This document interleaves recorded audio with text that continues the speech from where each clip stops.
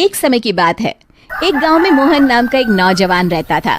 मोहन का शरीर गठीला और बहुत सुंदर था। मोहन रोज सुबह शहर में काम करने जाता और फिर शाम को अपने गांव लौट आता। गांव और शहर के बीच में एक जंगल पड़ता था। उस जंगल में एक चुड़ैल रहती थी। वो रोज मोहन को जंगल से आते जाते देखती थी। फिर कुछ समय बाद मोहन की शादी राधा नाम की एक बहुत ही सुंदर लड़की से हो जाती है। एक दिन मोहन अपनी पत्नी राधा से कहता है, राधा, मैंने तुमसे कितनी बार कहा है कि तुम मेरे लिए सुबह सुबह खाना बना दिया करो। मैं रोज काम पर देरी से पहुंचता हूँ। मैं क्या करूँ जी, सारा दिन घर के काम करके मैं तो थक जाती हूँ, इसलिए मुझसे सुबह जल्दी नहीं उठा जाता।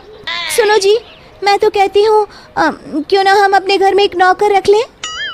अरे भाग्यवान, अभी हमारी इतनी आमदनी नहीं है कि हम कोई नौकर रख सके। कल से मैं सुबह खाना खुद बना लिया करूँगा। खुश?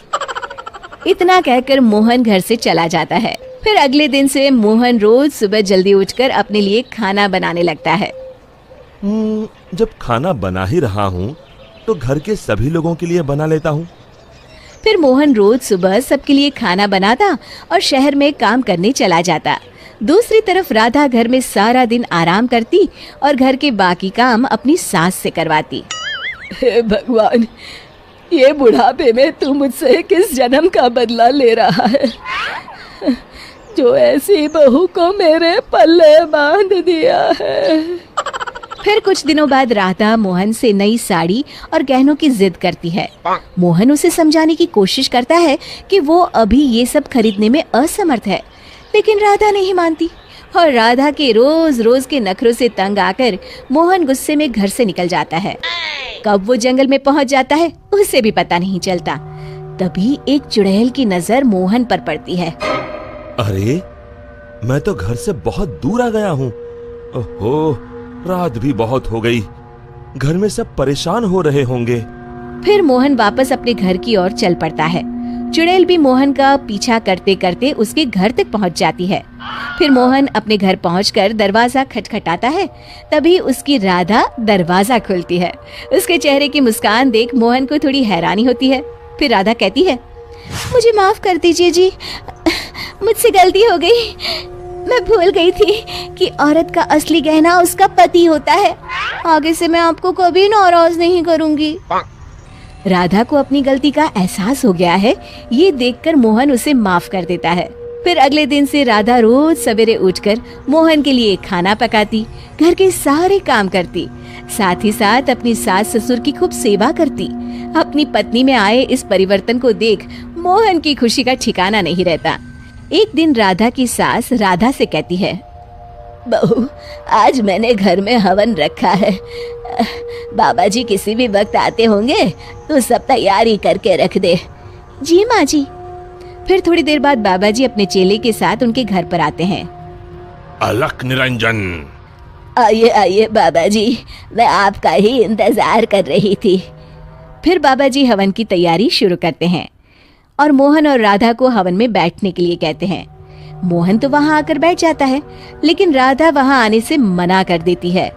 तब मोहन राधा से कहता है, अरे भाग्यवान, अचानक तुम्हें क्या हो गया?